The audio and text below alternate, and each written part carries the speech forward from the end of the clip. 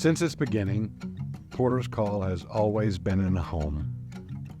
It's a fitting location for what we do. Home is a place of safety and comfort, a place where a story has room to grow, a place where a heart can grieve and rejoice. It's a place with an open door.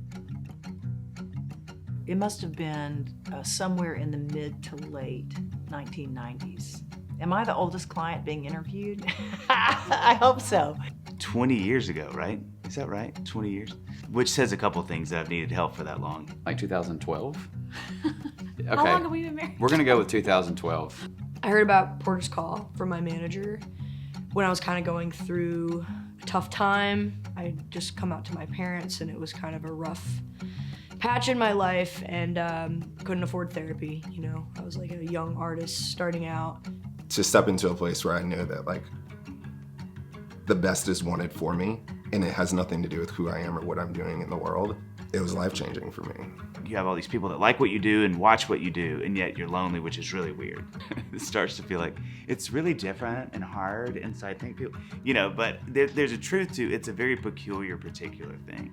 It's just that it's people loving people. People wanting you to be the best version of yourself so that you can do the best job on and off stage. Porter's Call was a great place for us to come and really just kind of share just the hardships of not only just being a newly married couple, but a newly married couple in this insane industry and trying to find some calm and some clarity and some peace. And it's been a really safe place for us to come for over a decade now to kind of vent. Anytime anything new major happens in life, or it's just been a few months, one of us usually looks at the other one and says, "You think it's time to call Beth?" I am a porter at Porter's Call. Been here for about 13 years and just see brilliant, resilient, brave people come in and be willing to be vulnerable. I think what's unique, first and foremost, is they're doing something in this creative space that's both very, very, very personal, also being done inside this transactional business, just have this immediate tension. I describe the work that happens at Porter's Call as good storytelling. Everybody that comes in here has a story, and everybody that has a story has parts of their story that need to be adjusted, that need to be reinterpreted. And so what we do is help people tell a better story. The band kind of hit a bump in the road.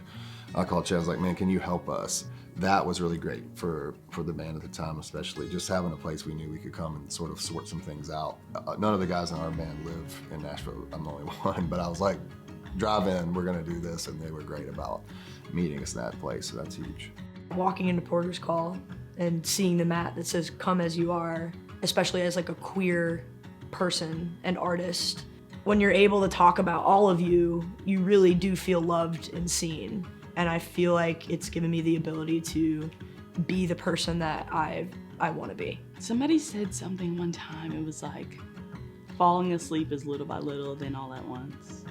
And healing feels a lot like that. I'm a completely different person than I was when I started this journey, but now I'm sitting with the evidence of healing in my lap.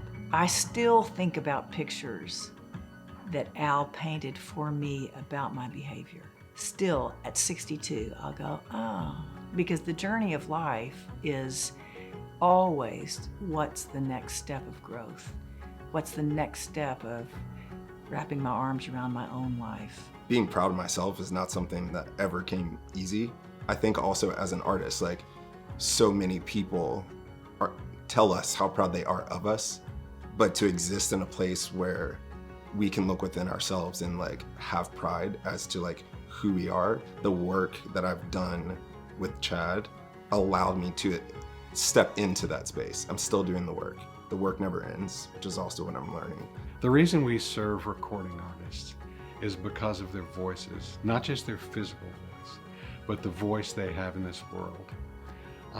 They have a stage that most of us don't have.